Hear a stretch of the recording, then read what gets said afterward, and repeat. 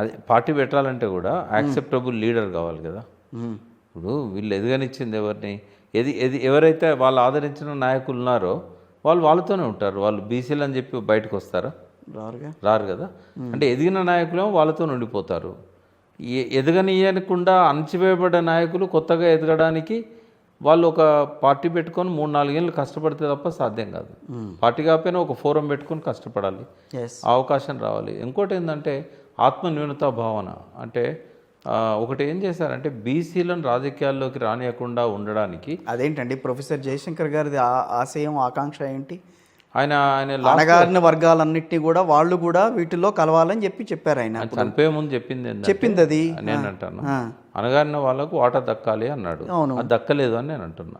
కరెక్టే, దక్కలేదు. రెండవది, బడ్జెట్లో బీసీలకు న్యాయమైన వాటా ఇవ్వడం లేదు, రాజకీయాలలో ఇవ్వడం లేదు, బడ్జెట్లో ఇవ్వడం లేదు, ఎదిగిన నాయకత్వాన్ని ఎదగనియడం లేదు, అక్కడనే తొక్కేస్తున్నారు. ఇవన్నీ ఉన్నాయి. ఇవన్నీ కూడా ఏంటంటే బీసీలలో రగులుతున్నాయి. అది రేపు కార్యరూపం దాల్చినట్టయితే అదే మెయిన్ ఫోర్స్గా రేపు నెక్స్ట్ ఎలక్షన్స్లో ముందుకు వచ్చే అవకాశం ఉంది. ఎలక్షన్స్ అప్పుడు మాత్రమే బీసీలు బయటకు వస్తున్నారండి, మాట్లాడుతున్నారు బయటకు వచ్చి.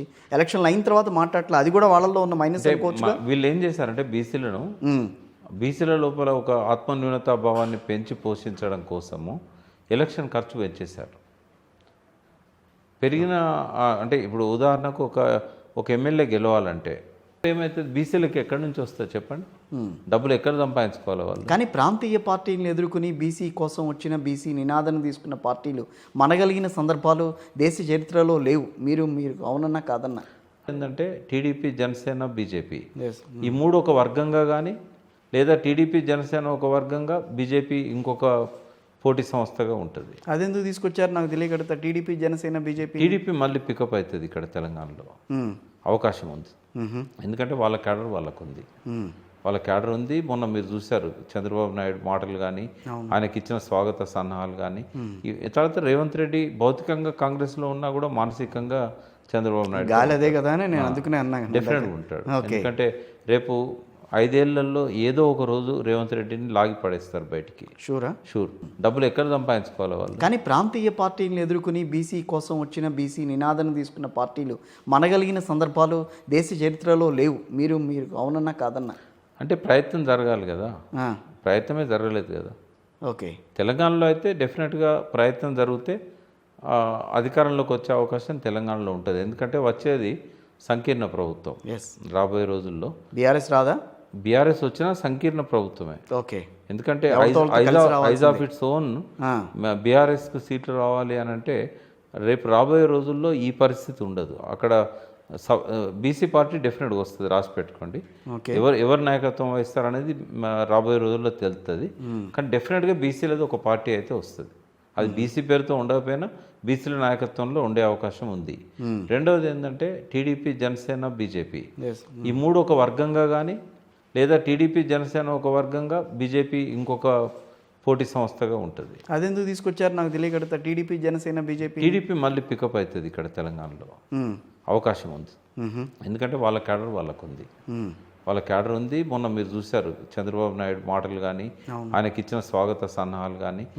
తర్వాత రేవంత్ రెడ్డి భౌతికంగా కాంగ్రెస్లో ఉన్నా కూడా మానసికంగా చంద్రబాబు నాయుడు అదే కదా నేను అందుకనే అన్నా డెఫినెట్గా ఉంటాడు. ఎందుకంటే రేపు 5 ఏళ్లలో ఏదో ఒక రోజు రేవంత్ రెడ్డిని లాగి పడేస్తారు బయటికి. షూర్. పడేసినప్పుడు ఆయనను మళ్ళీ ఆ వర్గాన్నే ఆయన మోయాల్సి వస్తుంది. ఏది? టీడీపీ, బీజేపీ, బీఎస్పీ కూటమినే ఆయన మోయాల్సి వస్తుంది. జనసేన. ఇది ఒక ఈక్వేషన్. సెకండ్ ఈక్వేషన్ ఏంటంటే ఒకవేళ బీఆర్ఎస్కు, బీజేపీకి అండర్స్టాండింగ్ కుదిరి వీళ్ళు ఒక ఫోర్స్గా ఇక్కడ నిలబడగలిగినట్టయితే అప్పుడు కూడా మళ్ళీ ట్రయాంగిల్ కంటెస్టో లేకపోతే టెట్రాంగిల్ కంటెస్టో ఉంటుంది ఇక్కడ. అటువంటి వచ్చినా కూడా. అందుకనేనా ఈ మధ్యకాలంలో బీజేపీ, బీఆర్ఎస్ బీజేపీలో విలీనం అవుతుందని చెప్పి వార్తలు వచ్చినాయి నిన్న మొన్న. అంటే బీజేపీకి అవసరం. అది బీజేపీకి ఎందుకు అవసరం అంటే రేవంత్ రెడ్డి సర్కార్ను కూల్చాలంటే బీఆర్ఎస్ కావాలి వాళ్ళకు. అనుకుంటుందా అసలు కేంద్రం అట్లా అనుకుంటుంది కాబట్టి కదా అక్కడ జైల్లో కవితను పెట్టి బేరం ఆడుతున్నారు. కాంగ్రెస్ పార్టీ గతం కంటే బెస్ట్ పొజిషన్లో ఉంటుంది. కానీ ఎక్కడా కూడా బీసీలకి ప్రాధాన్యం దక్కే పార్టీ గెలుస్తుందని మీరు మాట్లాడలేకపోతున్నారు. ఎందుకని? బీసీ అనేది ఒక రాజకీయ పార్టీగా వచ్చినప్పుడు వాళ్ళు ఎవరితోనన్నా అలయన్స్ పెట్టుకున్నప్పుడు వాళ్ళు డెఫినెట్గా కొన్ని సీట్లు సాధించగలుగుతారు. పార్టీ ఎవరి ద్వారా ముందుకు వస్తుంది? పోనీ బీసీ పార్టీ రావాలనంటే ఏదో ఒక ఉండాలిగా. చాలా మందిలో ఆకాంక్షలు అయితే ఉన్నాయి. ఎవరనేది ఇప్పుడు మనం మాట్లాడుకోవాల్సిన అవసరం లేదు. బట్ ఖచ్చితంగా నేను చెప్పగలుగుతాను, ఒక పార్టీ వచ్చే అవకాశాలు ఇప్పటి నుంచే స్పష్టంగా కనబడుతున్నాయి. 2 ప్రాంతీయ పార్టీలని కాదని, అదే 2 జాతీయ పార్టీలు ఒక ప్రాంతీయ పార్టీని కాదని వాళ్ళని ఆదరిస్తారా? ఆదరించడం ఎట్లుంటుందంటే వీళ్ళు ఎవరితో అలయన్స్ అవుతారనే దాన్ని బట్టి ఉంటుంది. అవును. ఒకవేళ బీసీలలో కనుక వచ్చే నాయకుడు కొంత ప్రతిభాశాలి అయ్యుండి డబ్బుండి ఆకట్టుకోగలిగినట్టయితే ఏదో ఒక పార్టీతో అలయన్స్ పెట్టుకుంటాడు కదా, ఐదర్ బీజేపీతో కానీ లేకుంటే టీడీపీ జనసేన వాళ్ళతో కావచ్చు. అదొక తెలంగాణలోనైనా ఆంధ్రప్రదేశ్లో కూడా కనిపించే అవకాశం ఉందా? అక్కడ నాకు అంత గ్రిప్ లేదు పరిస్థితి మీద. బీసీ నాయకులు ఎవరన్నా ఆ లెవెల్కి రైజ్ అవుతారా అనేది నాకు తెలియదు. బట్ ఇక్కడ మాత్రం ఆ స్కోప్ ఖచ్చితంగా ఉంది. ఆల్రెడీ ఆ ప్రయత్నాలలో చాలామంది ఉన్నారు. ఓకే, ఎవరైనా రావచ్చు. రేపు మనం రాబోయే కాలంలో దాని మీద చర్చించుకుందాం. రిజర్వేషన్లకి సంబంధించి ఫైనల్గానే అడిగేది, ఈరోజు సుప్రీంకోర్టు కొంత మాట్లాడింది, కంటిన్యూ చేయాల్సిన అవసరం లేదు అని మాట్లాడుతున్నారు ఈ రోజుల్లో. సో దాన్ని మీరు సమర్థిస్తారా? తప్పది. ఎందుకంటే ఈ 57 కాదు 75 ఏళ్ళ స్వాతంత్ర దేశం అన్ని రంగాలల్లో ప్రజల జీవన ప్రమాణాలను పెంచగలిగి ఉంటే అంబేద్కర్ గారు ఆశించినట్టు 25 ఏళ్ళ తర్వాత అవి అవసరం లేకుండా ఉండేవి.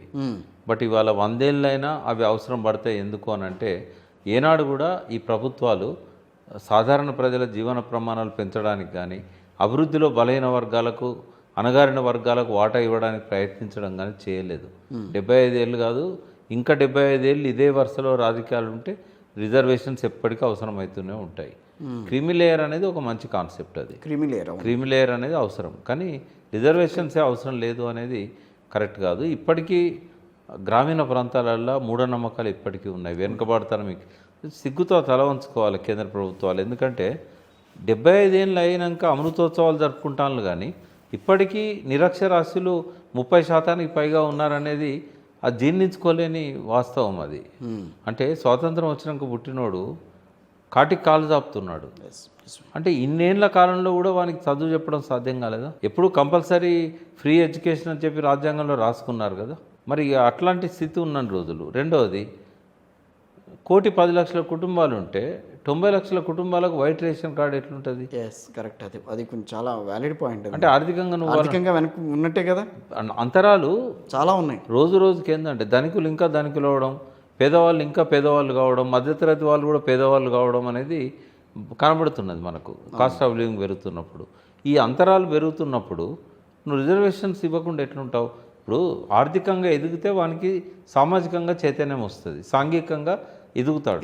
నీకు ఆర్థికంగానే వాడిని ఎదగనీయకపోతే నువ్వు నీ రాజకీయం ఓట్ బ్యాంక్ కోసము ఇలా ప్రజలను ఓట్లుగా చూసినంత కాలము వాళ్ళు ఎదగరు. ప్రజలను మనుషులుగా చూడాలి కదా. ఎవరిని మనం మనుషులుగా చూసాం?